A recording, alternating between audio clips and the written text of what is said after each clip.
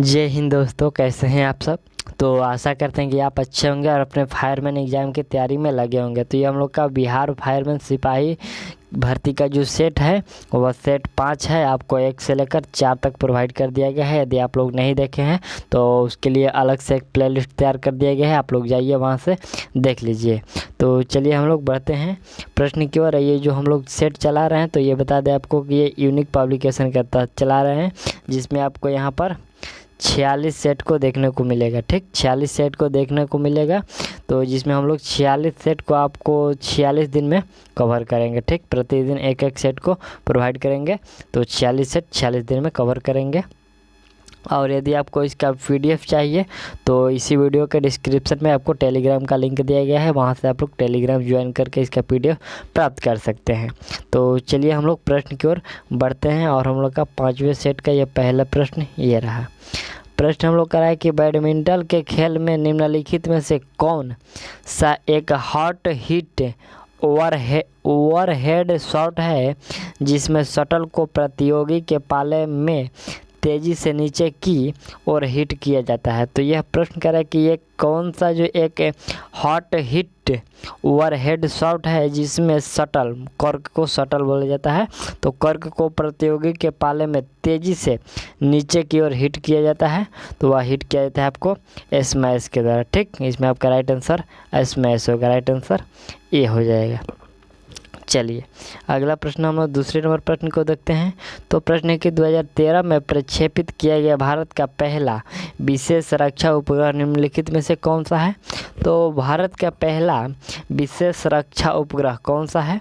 तो इसमें आपका करेक्ट आंसर हो जाएगा GSAT-7। यहाँ पर 7 है, राइट आंसर आपका ये हो जाएगा GSAT-7। ठीक, ये पहला विशेष रक्षा उपग्रह है। राइट आंसर आपका ए हो जाएगा। चलिए तीसरे नंबर प्रश्न को हम लोग देखते हैं। तो प्रश्न के निम्नलिखित में से कौन सा स्टेम सेल का एक के प्रकार नहीं है। तो स्टेम सेल का एक प्रकार इसमें से कौन सा है जो नहीं है। तो इसमें आपका राइट आंसर हो जाएगा ये जो मेद है, मेड डी में मेद है, तो यही स्टेम सेल का ये प्रकार नहीं है। ठीक, चलिए 5वें नंबर प्रश्न को हम लोग देखते हैं। तो निम्नलिखित में से किस देश को 2011 में स्वतंत्रता प्राप्त हुई। तो 2011 में, ठीक, 2011 में किस देश को स्वतंत्रता प्राप्त हुई। तो वह दक्षिणी सूडान को, किसको हुई, दक्षिणी सूडान को 2011 में स्वतंत्रता प्रदान हुई। चलिए अगला प्रश्न देखते हैं। प्रश्न 5वें नंबर का है कि यदि एक सर्किट का प्रतिरोध दोगुना किया जाता है तो वोल्टेज को समान रखने के लिए सर्किट में प्रवाहित विद्युत धारा ... ठीक, तो सर्किट में प्रवाहित विद्युत धारा क्या होगी, आधी घट जाएगी। क्या होगी, आधी घट जाएगी। आपका राइट आंसर इसमें बी हो जाएगा, आधी घट जाएगी। चलिए अगला प्रश्न हम लोग देखते हैं। तो प्रश्न है कि भारतीय बाघों की घटती आबादी के संरक्षण के लिए शुरू की गई भारत की सर्वाधिक प्रसिद्ध वन्यजीव संरक्षण परियोजना प्रोजेक्ट टाइगर कौन से साल शुरू किया गया था। ठीक, तो ये जो प्रोजेक्ट टाइगर शुरू किया गया था ये कब शुरू किया गया था, यही प्रश्न है कि कब शुरू किया गया था। तो ये आपको 1973 में शुरू किया गया था। ठीक, 1973 में प्रोजेक्ट टाइगर शुरू किया गया था। आपका राइट आंसर बी हो जाएगा। ठीक, राइट आंसर बी हो जाएगा 1973। चलिए अगला प्रश्न 7वें नंबर प्रश्न को देखते हैं। तो प्रश्न कह रहा है कि मानव शरीर में मौजूद निम्नलिखित कोशिकाओं में से किसमें माइटोकॉन्ड्रिया नहीं पाया जाता है। तो माइटोकॉन्ड्रिया किसमें नहीं पाया जाता है। तो यहाँ पर लाल रक्त कोशिका, रेड ब्लड सेल, RBC में ये जो माइटोकॉन्ड्रिया है यह नहीं पाया जाता है। ठीक, राइट आंसर आपका ए हो जाएगा। चलिए अगला प्रश्न देखते हैं 8वें नंबर का है कि निम्नलिखित में से किस जर्मन वैज्ञानिक ने एक्स किरणों की खोज की। ठीक, एक्स किरण का खोज किसके द्वारा किया गया था। तो वह हो जाएगा आपका विल्हेम रोंटगेन ये जर्मन वैज्ञानिक थे। राइट आंसर आपका ए हो जाएगा, रोंटगेन। चलिए अगला प्रश्न हम लोग देखते हैं।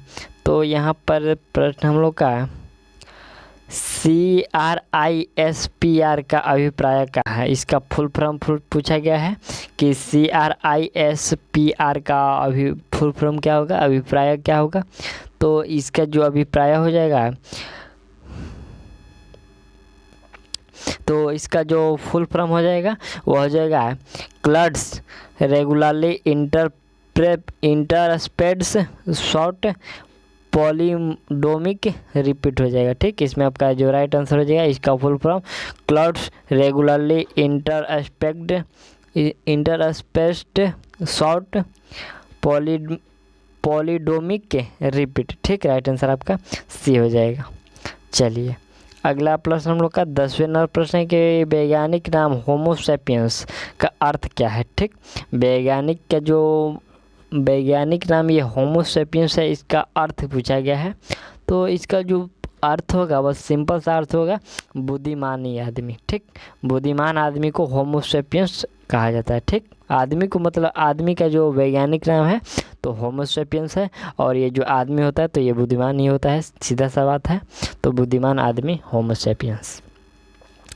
चलिए अगला प्रश्न हम लोग का 11 नंबर प्रश्न है कि भारतीय संविधान में उल्लेखित आपातकालीन प्रावधान किस देश में संविधान के लिए से लिया गया? तो सॉरी, ये प्रश्न कह रहा है कि भारतीय संविधान में जो उल्लेखित आपातकालीन है, आपातकालीन का जो प्रावधान है, ये किस संविधान से लिया गया है, किस देश के संविधान से लिया गया है? तो यह जो आपातकालीन लिया गया है ये जर्मनी से लिया गया है। ठीक, ये जो आपातकालीन का संबंध लिया गया है, प्रावधान लिया गया है, तो ये आपको जर्मनी से लिया गया है। राइट आंसर आपका सी हो जाएगा, जर्मनी। चलिए अगला प्रश्न हम लोग का कि महान सम्राट अशोक किस वंश के थे? तो महान सम्राट अशोक थे, ये किस वंश के थे? मौर्य वंश के थे। ठीक, राइट आंसर आपका ये हो जाएगा मौर्य वंश के। चलिए अगला प्रश्न है कि श्रीलंका को किस वर्ष डोमिनियन ऑफ सिलोन के रूप में स्वतंत्रता प्राप्त की गई थी? तो श्रीलंका को किस वर्ष जो डोमिनियन ऑफ सिलोन के रूप में स्वतंत्रता प्राप्त की गई? तो वह जो वर्ष था वह वर्ष 1948 था। ठीक, आपका राइट आंसर हो जाएगा ये हो जाएगा 1948 में।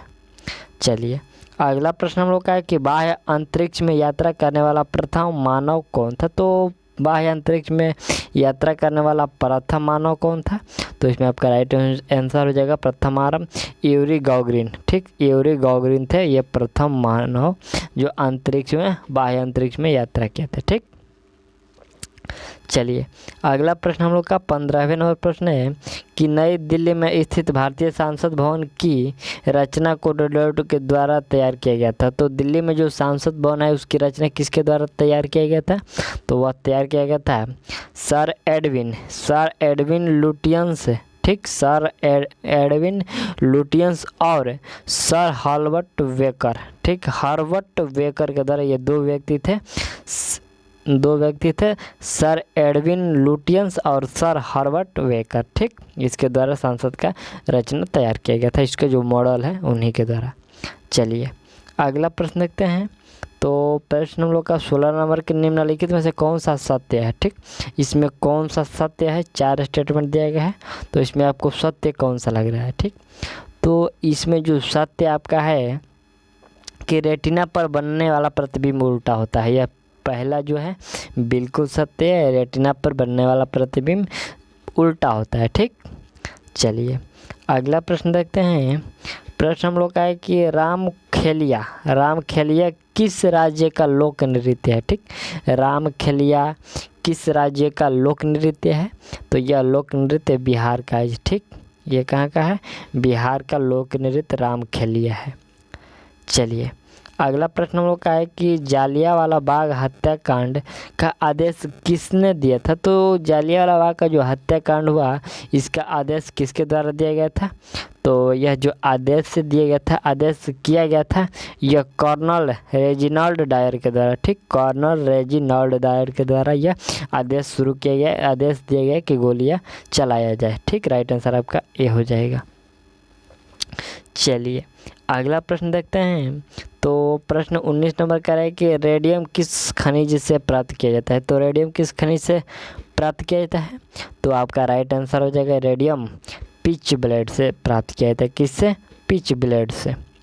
चलिए अगला प्रश्न हम लोग का 20 नंबर है कि निम्नलिखित ग्रहों में से किस ग्रह का कोई भी चंद्रमा नहीं है। तो किसी मतलब कि किस ग्रह का कोई भी चंद्रमा नहीं है। चंद्रमा मतलब कि उपग्रह नहीं है, तो इसमें आपका राइट आंसर हो जाएगा शुक्र का कोई भी उपग्रह नहीं है। राइट आंसर सी हो जाएगा। ठीक, चलिए अगला प्रश्न हम लोग देखते हैं। तो प्रश्न है कि आधुनिक प्रिंटर की गति को मापने के लिए निम्नलिखित में से कौन सी इकाई का प्रयोग किया जाता है। तो आधुनिक प्रिंटर की गति मापने के लिए किस इकाई का प्रयोग किया जाता है। तो इसमें प्रयोग किया जाता है पृष्ठ प्रति मिनट। ठीक, पृष्ठ प्रति मिनट आपका राइट आंसर सी हो जाएगा। इसी का प्रयोग प्रिंटर की गति मापने में किया जाता है। चलिए अगला प्रश्न है कि NaCl का रासायनिक सूत्र। तो NaCl किसका रासायनिक सूत्र है? किसका रासायनिक सूत्र है? तो ये NaCl आपका नमक का रासायनिक सूत्र है। ठीक, राइट आंसर सी हो जाएगा। चलिए अगला प्रश्न हम लोग का है कि मूल तत्वों की आवर्त सारणी बनाने वाले पहले वैज्ञानिक कौन थे। तो वह पहले वैज्ञानिक थे मेंडलीफ। कौन थे? मेंडलीफ के द्वारा जो आवर्त सारणी का पहला वैज्ञानिक था, ये मूल तत्वों की आवर्त सारणी बनाया था। ठीक, राइट आंसर सी हो जाएगा। चलिए अगला प्रश्न देखा जाए। तो प्रश्न कह रहा है कि कंप्यूटर के निर्माता उपयोगकर्ता द्वारा एक बार प्रोग्राम किए जाने के बाद निम्नलिखित में से किसे संशोधित नहीं किया जा सकता है। तो किसे संशोधित नहीं किया जा सकता? एक बार निर्माण या उपयोग करके किसको संशोधित, इसको में एडिट नहीं किया जा सकता है। तो इसमें आपका राइट आंसर हो जाएगा EEPROM। ये जो EEPROM एक कंप्यूटर का भाग है, इसको आपको फिर से संशोधित नहीं किया जा सकता है एक बार निर्माण करके। ठीक, चलिए अगला प्रश्न हम लोग का है कि ब्रह्मपुत्र नदी निम्नलिखित में से किस देश से होकर प्रवाहित नहीं होती है। मतलब किस देश से होकर आपको ये जो ब्रह्मपुत्र नदी है ये बहती नहीं है। ठीक, तो इसमें आपका राइट आंसर हो जाएगा नेपाल से। ठीक, नेपाल से ये नहीं बहती है। चलिए अगला प्रश्न हम लोग देखते हैं 26 नंबर के भारत के प्रधानमंत्री के पद हेतु नामित किए जाने के लिए व्यक्ति की न्यूनतम आयु कितनी होनी चाहिए। ठीक, तो प्रधानमंत्री के पद पर होने के लिए आपको न्यूनतम आयु कितनी होनी चाहिए, कितना आयु अनिवार्य है। तो इसमें आपका राइट आंसर हो जाएगा 25 वर्ष। कितना? 25 वर्ष यदि वह लोकसभा का सदस्य है। 25 वर्ष यदि वह लोकसभा का सदस्य है तो उसको PM बन सकता है, प्रधानमंत्री प्राइम मिनिस्टर बन सकता है। चलिए अगला प्रश्न देखते हैं। तो प्रश्न नंबर का 27 नंबर के निम्नलिखित में से कौन सा जल प्रदूषण का कारण नहीं है। जल प्रदूषण का कारण कौन सा नहीं है? समुद्री डॉपिंग, घर का कचरा, तट पर मछली पकड़ना और तेल फैलाना। तो ये प्रदूषण का कारण नहीं है। तो इसमें आपका राइट आंसर कारण नहीं है। तो तट पर मछली पकड़ना, इससे क्या कोई प्रदूषण होगा? नहीं। ठीक, तो आपका राइट आंसर इससे कोई प्रदूषण नहीं हो सकता। चलिए अगला प्रश्न हम लोग का है कि जीवों और पर्यावरण के बीच के जो अन्योन्य प्रक्रिया के वैज्ञानिक विश्लेषण के अध्ययन को क्या कहा जाता है। तो इस अन्योन्य के वैज्ञानिक विश्लेषण का अध्ययन को क्या कहता है। तो इस अध्ययन को पारिस्थितिकी क्या कहता है? पारिस्थितिकी कहा जाता है। ठीक, पारिस्थितिकी या पारिस्थितिकी तंत्र भी कहा जाता है। चलिए अगला प्रश्न हम लोग का है कि निम्नलिखित में से जो भिन्न हो उसे चुने।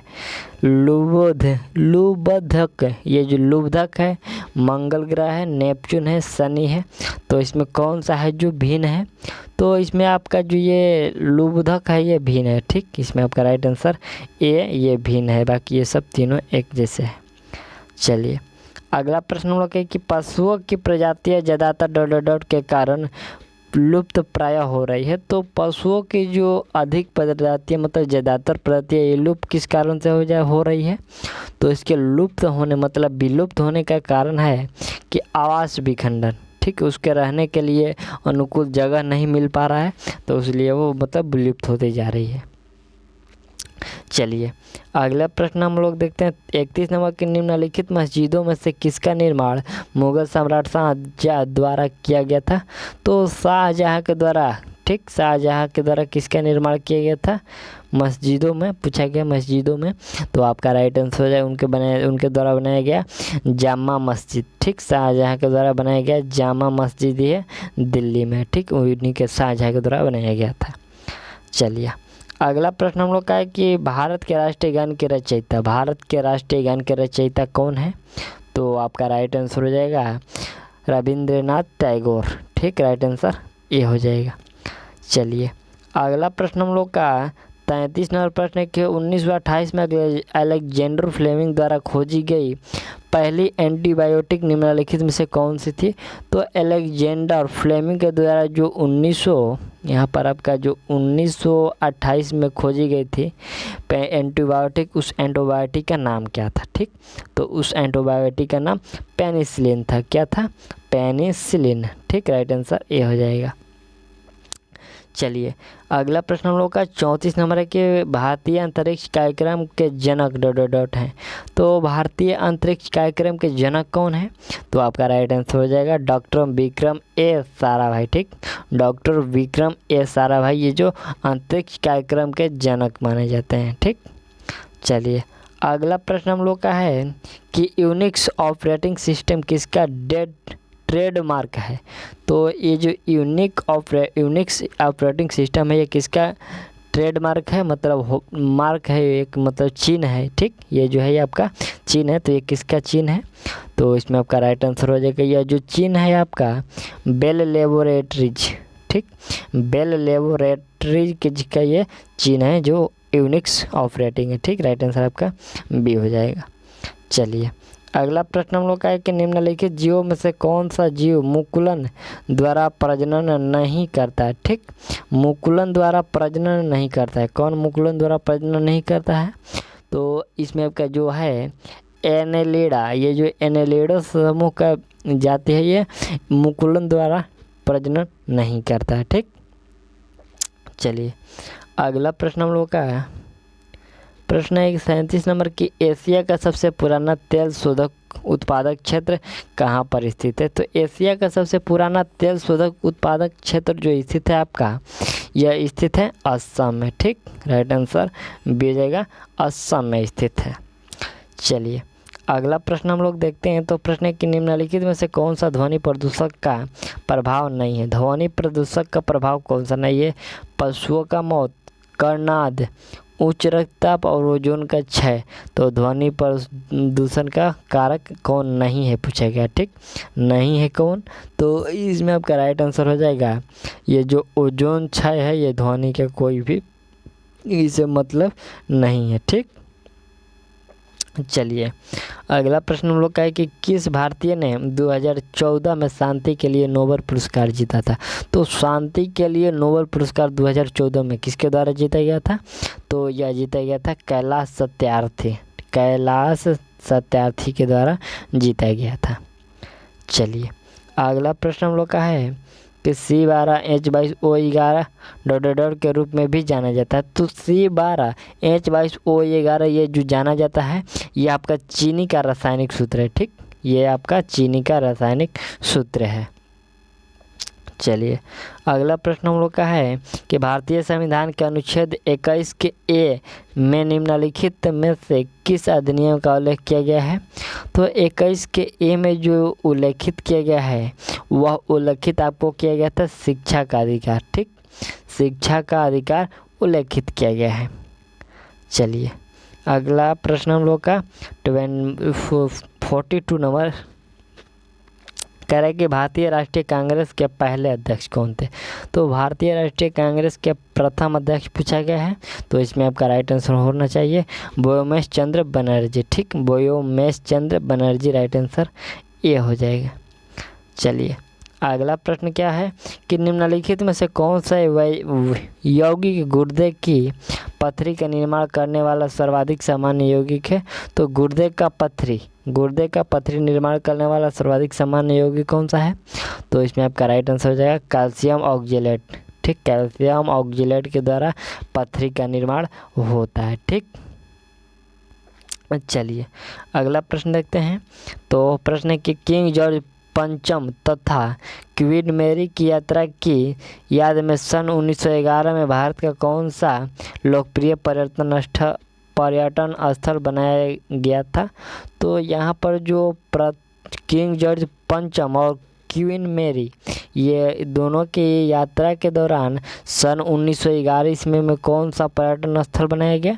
तो इसका इनमें जो इनमें इसके मतलब पर्यटन स्थल बनाया गया था ये गेटवे ऑफ इंडिया। ठीक, गेटवे ऑफ इंडिया इसके मतलब नाम पर बनाया गया था। ठीक, राइट आंसर आपका बी हो जाएगा। चलिए अगला प्रश्न हम लोग का 45 नंबर है कि एक मानव जीव में औसतन कितनी स्वाद कलिकाएं मौजूद होती है? तो मानव जीव पर ये जो छोटी छोटी कलिकाएं निकली रहती है, ठीक, उसी का संख्या पूछा गया है, कौन गिना है? तो इसकी संख्या आपका लगभग में हो जाएगा ये 2000 से 8000। ठीक, कितना? 2000 से 8000 स्वाद कलिकाओं का संख्या होता है। चलिए अगला प्रश्न हम लोग का है कि जब कंप्यूटर स्विच ऑन किया जाता है तथा ऑपरेटिंग सिस्टम हार्ड डिस्क से मेन मेमोरी में लोड होता है तो उसका प्रक्रिया क्या कहते हैं? उस प्रक्रिया को क्या कहते हैं? ठीक, ये जब ये जो कंप्यूटर ऑन होता है और तथा ऑपरेटिंग सिस्टम हार्ड डिस्क में मेन मेमोरी में लोड होता है तो उस प्रक्रिया को क्या कहते हैं? तो उस प्रक्रिया को आपको बूटिंग कहा जाता है। ठीक, बूटिंग कहा जाता है। चलिए अगला प्रश्न हम लोग का है कि मुग़ल साम्राज्य की स्थापना किसके द्वारा की गई थी? तो मुग़ल साम्राज्य की स्थापना किसके द्वारा किया गया था? बाबर के द्वारा। चलिए अगला प्रश्न देखा जाए तो प्रश्न है कि एक नवजात शिशु के शरीर में हड्डियों की संख्या होती है? तो नवजात शिशु के शरीर में हड्डियों की संख्या 206 होती है। कितना होती है?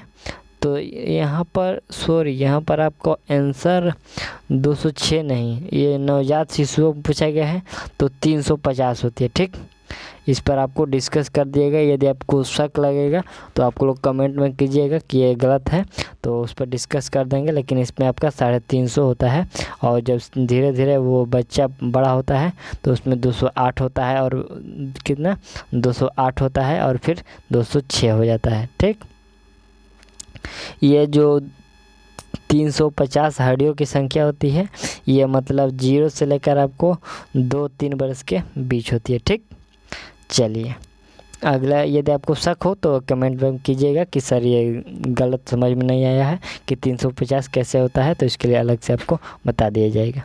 चलिए अगला प्रश्न 49 नंबर है कि शतरंज की कौन सी गीटो, ठीक, शतरंज की कौन सी गोटी है, गीटी नहीं, ये शतरंज की कौन सी गोटी सीधे चलती है किंतु तिरछे मार करती है? तो शतरंज की कौन सी गोटी सीधे चलती है लेकिन वह तिरछे मार करती है? तो इसमें आपका जो राइट आंसर हो जाएगा, इसमें तिरछे मार करती है तो इसका आपका राइट आंसर कौन सा हो जाएगा? इसमें आपका राइट आंसर प्यादा हो जाएगा। ठीक, राइट आंसर डी हो जाएगा, प्यादा।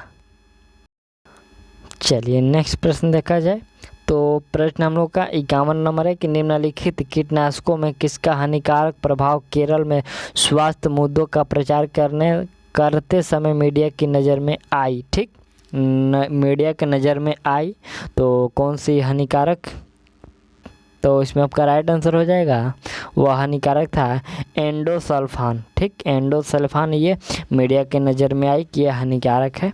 तो चलिए इसका राइट आंसर आपका ए हो जाएगा। चलिए अगला प्रश्न का 51 नंबर है कि निम्नलिखित में से कौन सा सत्य है? कौन सा इसमें सत्य है? ध्वनि तरंगे डर तरंगे है? तो ध्वनि तरंगे है, दाब है, अनुदैर्ध्य है, विद्युत चुंबकीय है या फिर यांत्रिक है? तो इसमें जो आपका राइट आंसर हो जाएगा ये आपका विद्युत चुंबकीय है। ध्वनि तरंगे जो है ये विद्युत चुंबकीय तरंगे हैं। चलिए अगला प्रश्न देखते हैं। प्रश्न है कि होमोसेपियंस, ठीक, यहाँ पर पिछले प्रश्न में हम लोग देखे थे होमोसेपियंस के बारे में, तो मानव को होमोसेपियंस बुद्धिजीवी मानव को होमोसेपियंस कहा जाता है। ठीक, तो चलिए इसमें क्या कर रहा है कि होमोसेपियंस के रूप में वर्गीकृत किए जाने वाले प्रारंभिक होमिनॉइड से डॉट थे। तो ये होमोसेपियंस में भी वर्ग अलग अलग डिवाइड किया गया था, वर्गीकृत किया गया था। तो इसमें होमिनॉइड कौन थे? ठीक, तो इसमें जो होमिनाइड्स थे वह है आपको प्रोकंसल, ठीक, प्रोकंसल थे, ये होमिनाइड्स है, ठीक। राइट आंसर आपका इसमें डी हो जाएगा। सॉरी, इसमें डी नहीं हो जाएगा, ये कह रहे कि होमिनाइड्स, ठीक। तो होमोसेपियंस का जो वर्ग है वर्गीकृत किया गया होमिनाइड में, तो वो क्रोमैग्नन थे, ठीक, क्रोमैग्नन थे। राइट आंसर आपका इसमें बी हो जाएगा, ये डी नहीं, गलत से डी बुलाएगा, बी हो जाएगा, ठीक। चलिए अगला प्रश्न देखा जाए हम लोग का। तो प्रश्न 53 नंबर की वह एकमात्र धातु कौन सी है जो कमरे के तापमान पर द्रव में बदली जाती है। तो कमरे के तापमान पर द्रव में बदली जाती है और वह अधातु है, तो कौन सी अधातु हो जाएगी। तो अधातु ब्रोमीन होगी और धातु होता है यहाँ पर तो पारा होगा, ठीक। तो इसमें आपका राइट आंसर क्या हो जाएगा, अधातु है तो ब्रोमीन हो जाएगा, ठीक। क्लियर है, ब्रोमीन। चलिए अगला प्रश्न है हम लोग का है कि निम्नलिखित में से किस रंगीन प्रकाश की आवृत्ति कम है। किस रंगीन पदार्थ किन रंगीन प्रकाश की आवृत्ति कम है। तो यहाँ पर आपका राइट आंसर हो जाएगा लाल का, ठीक। लाल का आवृत्ति सबसे कम है। चलिए अगला प्रश्न हम लोग देखते हैं 55 नंबर प्रश्न के 1981 में इसरो द्वारा प्रक्षेपित भारत के पहले जियो स्टेशनरी उपग्रह का नाम क्या है। तो जियो स्टेशनरी उपग्रह का नाम पूछा गया है, तो इसमें आपका राइट आंसर हो जाएगा एप्पल है, क्या है इसमें आपका एप्पल हो जाएगा, राइट आंसर बी हो जाएगा। चलिए अगला प्रश्न हम लोग का है कि संविधान के अनुसार तिरंगे की लंबाई एवं चौड़ाई के बीच अनुपात कितना होता है। तो वह 3:2 होता है, ठीक। इसमें 3 जो होता है लंबाई, मतलब कि 3 मीटर लंबाई होगा तो उस झंडे का 2 मीटर चौड़ाई होगा, ठीक। तो राइट आंसर ए हो जाएगा, 3:2 हो जाएगा। चल, अनुपात का मतलब होता है 3 या और इसके लंबाई 3 चौड़ाई 2। चलिए अगला प्रश्न देखते हैं। तो प्रश्न है कि यहाँ पर 57 नंबर के सन 1902 में पहली बार बड़े पैमाने पर विद्युतीय एयर कंडीशनिंग का आविष्कार और इसका प्रयोग किसके द्वारा किया गया था। तो इसका जो प्रयोग या इसका आविष्कार और प्रयोग किया गया था, तो यह किया गया था आपको विलियम कैरियर, ठीक, बिलिस कैरियर के द्वारा प्रयोग और आविष्कार किया गया था, ठीक। राइट आंसर ये हो जाएगा बिलिस कैरियर। चलिए अगला प्रश्न हम लोग का है कि हेलियोसेंट्रिज्म को सपोर्ट करने के कारण किस खगोल शास्त्री को उसके घर में नज़रबंद किया गया था। तो यहाँ पर हेलियोसेंट्रिज्म, ये जो हेलियोसेंट्रिज्म है को सपोर्ट करने के कारण किस खगोल शास्त्री को उसके घर में नज़रबंद किया गया था। तो वह नज़रबंद किसको किया गया था। तो इसमें आपका राइट आंसर हो जाएगा गैलीलियो गैलीली को, ठीक। गैलीलियो गैलीली को नज़रबंद किया गया था। चलिए अगला प्रश्न देखते हैं। प्रश्न की एक लाइट बल्ब का फिलामेंट किसके बना होता है। तो टंगस्टन का, किसका, टंगस्टन का। चलिए अगला प्रश्न देखा जाए। तो प्रश्न की बैडमिंटन का जाल केंद्र में कितना ऊंचा होता है। तो ये बैडमिंटन का जो जाल है केंद्र में कितना ऊंचा होता है। तो इसमें आपका राइट आंसर हो जाएगा 5 फीट ऊंचा होता है, ठीक। कितना होता है, 5 फीट ऊंचा होता है। चलिए अगला प्रश्न हम लोग का है कि निम्नलिखित में से कौन सा एक वर्ड प्रोसेसर का उदाहरण नहीं है, ठीक। वर्ड प्रोसेसर का उदाहरण इनमें से कौन सा नहीं है। तो इसमें आपका राइट आंसर हो जाएगा माइक्रोसॉफ्ट एक्सेल। ये जो माइक्रोसॉफ्ट एक्सेल है ये वर्ड प्रोसेसर का उदाहरण नहीं है। चलिए अगला प्रश्न हम लोग का 62 नंबर की निम्नलिखित में से भिन्न को चुना है। एल्यूमिनियम, लोहा, तांबा, पीतल, इसमें भिन्न कौन सा हो जाएगा।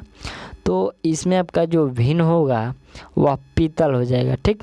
इसमें भिन्न पीतल हो जाएगा। चलिए अगला प्रश्न हम लोग का 63 नंबर है कि टेनिस में हाई कोर्ट वह कोर्ट होता है जिसकी सतह डॉट से बनी होती है, ठीक। जिसकी सतह डॉट से बनी होती है, तो वह सतह किससे बनी होती है। तो वह सतह जो होता है आपका कंक्रीट से बनी होती है, जिसको हाई कोर्ट होता है, ठीक। चलिए अगला प्रश्न हम लोग देखते हैं। प्रश्न नंबर 64 है कह रहे कि प्लेग उन्मूलन की याद में मोहम्मद कुली कुतुब शाह द्वारा निर्मित स्मारक निम्नलिखित में से कौन सा मीनार है। तो देखिए यहाँ पर प्लेग उन्मूलन की याद में, प्लेग एक बीमारी है, इसकी याद में मोहम्मद कुली कुतुब शाह है, कुतुबुद्दीन नहीं है, मोहम्मद कुली कुतुब शाह के द्वारा स्मारक बनाया गया था प्लेग की याद में। तो वह कौन सा, मतलब कौन सा मीनार है, स्मारक है, तो ये मीनार कौन सा है। तो इसमें आपका राइट आंसर हो जाएगा, वह मीनार है आपका चार मीनार। ये जो चार मीनार है प्लेग की याद में बनाया गया था। चलिए अगला प्रश्न है कि मांझ किस राज्य का लोक नृत्य है। मांझ किस राज्य का लोक नृत्य है। तो मांझ आपका मध्य प्रदेश का लोक नृत्य, कहाँ का, मध्य प्रदेश का। चलिए अगला प्रश्न है कि गगन कंप्यूटिंग करने के जनक के रूप में किसे जाना जाता है। तो गगन कंप्यूटिंग करने के जनक के रूप में जो जाना जाता है वह जाना जाता है आपका चार्ल्स बेबेज को। ठीक, राइट आंसर सी हो जाएगा, चार्ल्स बेबेज को। चलिए अगला प्रश्न हम लोग देखते हैं। प्रश्न नंबर 67 के पौधे भोजन का निर्माण करने के लिए निम्नलिखित में से किससे ऊर्जा प्राप्त करते हैं। तो पौधे भोजन निर्माण करने के लिए किससे ऊर्जा प्राप्त करते हैं। तो वह प्रकाश संश्लेषण से, किससे, प्रकाश संश्लेषण से। राइट आंसर ए हो जाएगा। सो यहाँ पर क्या करें, प्रकाश संश्लेषण, हाँ प्रकाश संश्लेषण से हो जाएगा। पौधे भोजन निर्माण करने के लिए किससे ऊर्जा प्राप्त करते, तो प्रकाश संश्लेषण से भी और सूर्य से भी हो सकता है। ठीक, यहाँ पर सूर्य से भी हो सकता है और प्रकाश संश्लेषण से भी। चलिए अगला प्रश्न है कि सुंदरबन टाइगर रिजर्व किस राज्य में है। तो सुंदरबन टाइगर रिजर्व ये किस राज्य में है। तो आपका राइट आंसर हो जाएगा, यह है पश्चिम बंगाल में। ठीक, सुंदरबन टाइगर रिजर्व ये पश्चिम बंगाल में है। चलिए अगला प्रश्न है कि पृथ्वी की परिधि लगभग कितनी है। पृथ्वी की परिधि कितनी है। तो पृथ्वी का जो परिधि आपको बता दें ये 40,000 किलोमीटर है। ठीक, 40,000 किलोमीटर है, आपका राइट आंसर ये हो जाएगा। चलिए अगला प्रश्न हम लोग का है कि आकार के संदर्भ में मंगल का हमारे सौरमंडल में ... स्थान है। तो आकार के संदर्भ में जो मंगल का स्थान है यहाँ पर, वह स्थान प्राप्त किया है 7वां। ठीक, मंगल जो स्थान प्राप्त किया है सौरमंडल के, तो सौरमंडल में तो ये 7वां स्थान आकार में प्राप्त किया है। चलिए अगला प्रश्न हम लोग का 71 नंबर। तो 71 से आपको 19 तक ये मैथ से 10 और 10 अंग्रेजी से सब प्रश्न मिलेंगे, तो इसको हम लोग स्किप करते हैं। चलिए हिंदी को प्रश्न को देखते हैं। तो प्रश्न है कि दिए गए वाक्यांश के लिए एक शब्द दीजिए जो उपकार को मानता हो। जो उपकार को मानता हो उसके लिए एक शब्द क्या हो सकता है। तो उसके लिए एक शब्द क्या होगा, तो वह एक शब्द होगा कृतधन्य, कृत्यधन्य। ठीक, राइट आंसर कृत्यधन्य। चलिए अगला प्रश्न है, प्रश्न हम लोग का यहाँ पर 92 नंबर के दिए गए वाक्य का वह भाग ज्ञात करें जिसमें कोई त्रुटि ना हो। ठीक, जिसमें कोई त्रुटि कोई त्रुटि हो। ठीक, एक त्रुटि है उसी को हम लोग को चुनना है। कह रहा है कि यहाँ पर स्टेटमेंट दिया गया, इसी में यहाँ इतना जो शब्द दिए गए हैं इसी में हम लोग का एक त्रुटि खोजना है। ठीक, चलिए त्रुटि देखते हैं। कह रहे हैं कि जिम्मेदार नागरिक होने के नाते मालिक को नौकर के बच्चे के पढ़ाना चाहिए। ठीक, बच्चे के पढ़ाना चाहिए। तो इसमें जो हम लोग का एक त्रुटि दिखा, और वह त्रुटि क्या है कि होने के नाते कहाँ पर, होने के नाते यहाँ पर एक त्रुटि है। तो आपका राइट आंसर यही त्रुटि है। और यहाँ पर बच्चों को पढ़ाना चाहिए, मालिक होने के नाते, नागरिक, जिम्मेवार नागरिक होने के नाते यह त्रुटि है। और मालिक को नौकर के बच्चे को, यहाँ पर को होगा, को पढ़ाना चाहिए। ठीक, राइट आंसर आपका ए हो जाएगा। चलिए यहाँ पर जिम्मेवार नागरिक होने के नाते मालिक को नौकर के बच्चे को पढ़ाना चाहिए। यहाँ पर गलती है, यहाँ सही है, ना होने के नाते यहाँ पर तो सही है। यहाँ पर गलती है कि बच्चे को, ठीक, बच्चे को पढ़ाना चाहिए, के नहीं, बच्चे को पढ़ाना चाहिए। आपका राइट आंसर यहाँ पर सी हो जाएगा। बिल्कुल क्लियर है आप लोग, सी हो जाएगा इसका राइट आंसर। चलिए अगला प्रश्न देखते हैं। तो प्रश्न हम लोग का ये आ रहा 93 नंबर, कह रहे कि सही वर्तनी वाले शब्द का चयन करना है। सही वर्तनी यहाँ पर 4 दिया है, चारों में सही मतलब लिखावट, मतलब शब्द के लिखावट पर कौन सही खरा उतरेगा। तो रसोईया, रसोईया, रसोईया और रसोईया, इसमें सही प्रोनाउंसिएशन कौन सा है। तो रसोईया, यह जो ए नंबर है ये बिल्कुल सही है। चलिए अगला प्रश्न हम लोग का है कि दिए गए शब्द का विलोम चुनना है। सुधा का विलोम क्या हो सकता है। तो गरल हो सकता है, सुधा का विलोम गर। चलिए अगला प्रश्न हम लोग का 95 नंबर के दिए गए वाक्य का वो भाग याद करें जिसमें कोई त्रुटि है। ठीक, इसमें भी एक त्रुटि है। कह रहे कि सभ्यता के विकास के साथ ही चिंताजनक अवस्था उत्पन्न होता जा रहा है। ठीक, होता जा रहा है।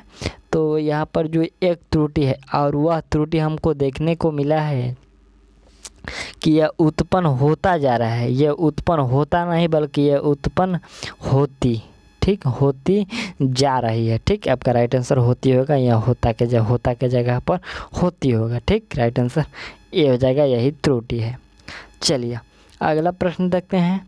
तो प्रश्न के निम्नलिखित में से उस विकल्प का चयन करें जो दाल में कुछ काला होना मुहावरे का अर्थ व्यक्त करता है। तो दाल में कुछ काला होना, इसका सही अर्थ क्या होगा। तो इसका जो सही अर्थ होगा आपका कि आकांक्षा, संदेह होना, किसी पर शक करना कि कुछ दाल में काला है, यही होता है आकांक्षा करना या संदेह करना।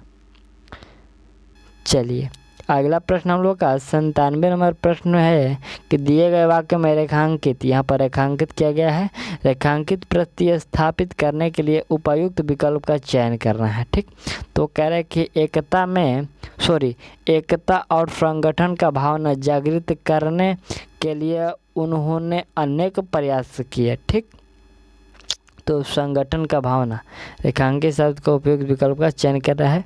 तो यहाँ पर राइट आंसर हो जाएगा संगठन की भावना। ठीक, संगठन की भावना, संगठन का नहीं बल्कि की होगा। ठीक, यहाँ पर का दिया गया है और यहाँ पर की होगा। ठीक, चलिए अगला प्रश्न देखते हैं। तो प्रश्न है कि दिए गए वाक्यांश के लिए रेखांकित, यहाँ पर रेखांकित शब्द है। तो इस रेखांकित शब्द में हम लोग का त्रुटि खोजना है। ठीक, तो अपनी गलतियों को समझते हुए भी उसने सुधारने का प्रयास नहीं करता। इसमें क्या मतलब, इसमें कौन सा त्रुटि है। त्रुटि रेखांकित शब्द में प्रतिस्थापित करने के लिए उपयुक्त विकल्प का चयन करना है। ठीक, तो इसमें आपका जो राइट आंसर हो जाएगा वो राइट आंसर सुधारने का प्रयास। ठीक, सुधारने का प्रयास नहीं करता। ठीक है, इसमें राइट आंसर इसमें बी हो जाएगा। चलिए अगला प्रश्न दिए गए हैं। तो प्रश्न कह रहे हैं 99 नंबर के दिए गए शब्द में पर्यायवाची शब्द का चयन करें। आत्मज का पर्यायवाची शब्द क्या हो सकता है। तो इसका आत्मज का पर्यायवाची शब्द को पुत्र हो जाएगा। ठीक, क्या हो जाएगा, पुत्र हो जाएगा। और 100 नंबर प्रश्न के दिए गए शब्द का विलोम चुनना है। तो नृत्य का विलोम क्या होगा। तो नृत्य का विलोम आपका अनृत्य हो सकता है। ठीक, नृत्य का विलोम अनृत्य हो सकता है। आपका राइट आंसर सी हो जाएगा। तो इस तरह हम लोग सेट 5 का 100 क्वेश्चन कंप्लीट कर लिए। करने को तो हम लोग 80 प्रश्न को कंप्लीट किया, लेकिन आपको PDF इसका दे दिया जाएगा, तो जिसमें आपको 20 नंबर आप वहां से क्लियर कर सकते हैं। ठीक, तो ये सेट 5 था और सेट 6 आपको जल्दी प्रोवाइड कर दी जाएगी। तब तक के लिए थैंक्स।